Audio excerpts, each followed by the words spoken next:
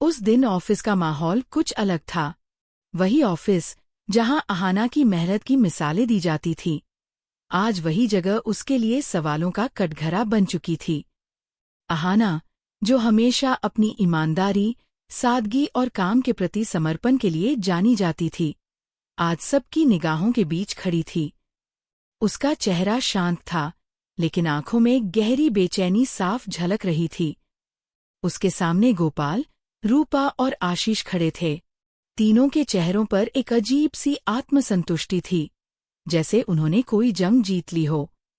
उनकी आंखों में जो चमक थी, वह खुशी की नहीं, बल्कि जलन से मिली जीत की चमक थी। वे जानते थे कि आज अहाना को खसाने का पूरा इंतजाम कर लिया गया है। जैसे ही बॉस केबिन में दाखिल हुए, कमरे की हवा और भारी हो गई। बॉस अपने सख्त स्वभाव और न्यायप्रिय फैसलों के लिए जाने जाते थे, लेकिन आज उनकी आंखों में भी उलझन साफ दिख रही थी। इससे पहले कि अहाना कुछ कह पाती, गोपाल ने मौका देखकर अपनी जहरीली बातें शुरू कर दीं। सर, गोपाल ऊंची आवाज में बोला, हम लोग शुरू से कह रहे थे कि अहाना मैडम जितनी साफ सुथरी दिखती हैं, मामला उतना सीधा नहीं है। आज सच्चाई सामने आ ही गई। जिस दुर्गा देवी को इन्होंने प्रोजेक्ट दिलाने के लिए इतनी मेहनत दिखाई, वो कोई आम महिला नहीं, बल्कि इनकी अपनी सगी सास है। यह सुनते ही कमरे में हलचल मच गई। कुछ लोग हैरान थे, कुछ ने चुपचाप सिर झुका लिया। गोपाल की बात खत्म भी नहीं हुई थी कि रूपा ने तुरंत उसका साथ दिया। जी सर, रूपा ने बनावटी चिंता के साथ कहा, यह सरासर धोखा है। जो सरकारी पैसा गरीब और जरूरतमंद लोगों के लिए था, उसे अहाना अपने ससुराल वालों तक पहुंचाना चाहती हैं। यह समाज सेवा नहीं, बल्कि घर की सेवा है। आशीष भी पीछे नहीं रहा। वह बिना कुछ बोले, सिर्फ सिर हिलाकर इन बातों पर मुहर लगा रहा था। अहाना ये सब सुनकर सन्न रह गई। उसके होंठ कुछ कहना चाहते थे, लेकिन किसी ने उसे बोलने का मौका ही नहीं दिया। एक के बाद एक आरोप उस पर बरसाए जा रहे थे, जैसे पहले से ही फैसला हो चुका हो। बॉस का चेहरा धीरे धीरे सख्त होता जा रहा था। उनकी भौहें तन गईं और आंखों में गुस्से की लकीर साफ दिखने लगी। उन्होंने मेज पर जोर से हाथ मारा। कमरे में एकदम सन्नाटा छा गया।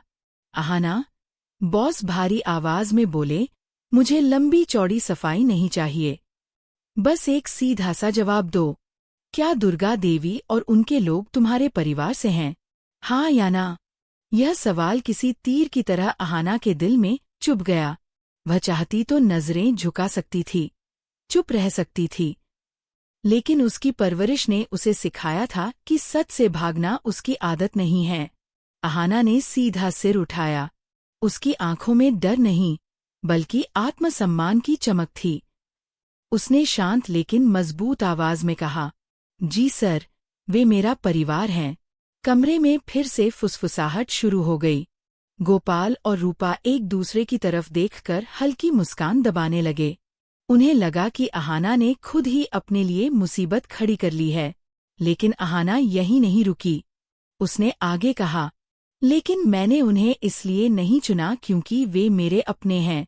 मैंने उन्हें इसलिए चुना क्योंकि उनके हाथों में हुनर है, ऐसा हुनर जो इस शहर में बहुत कम लोगों के पास है।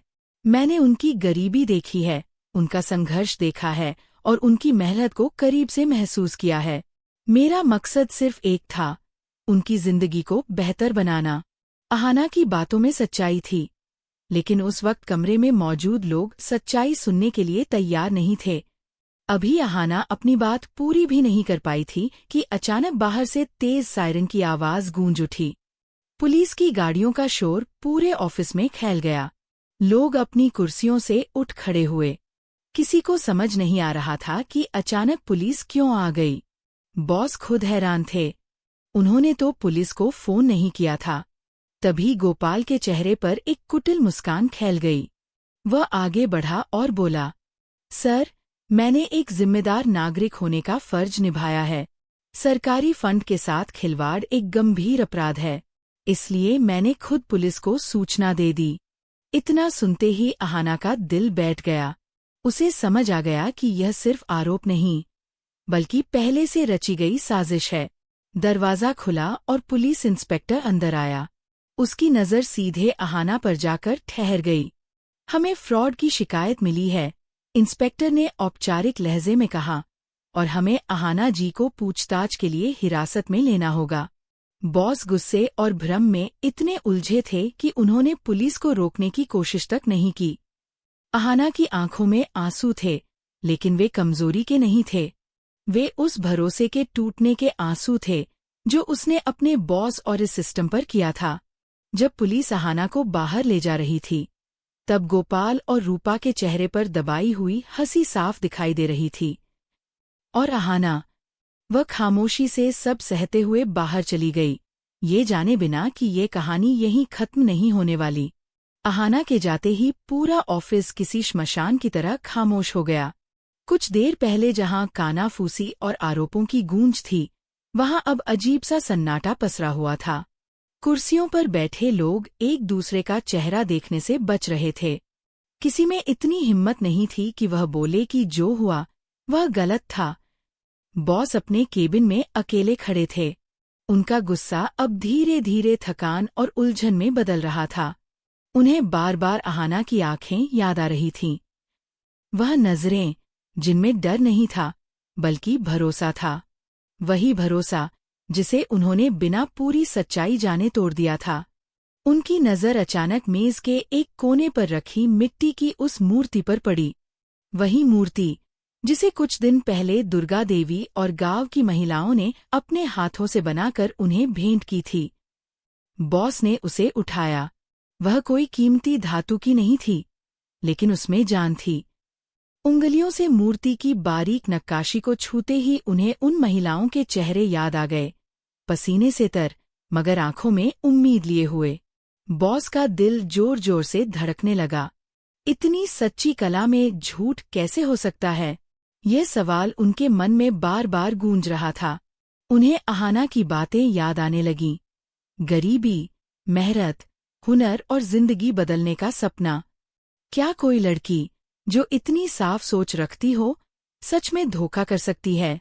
तभी उनके भीतर का न्यायप्रिय इंसान जाग उठा। उन्हें एहसास हुआ कि उन्होंने जल्दबाजी में फैसला लिया है।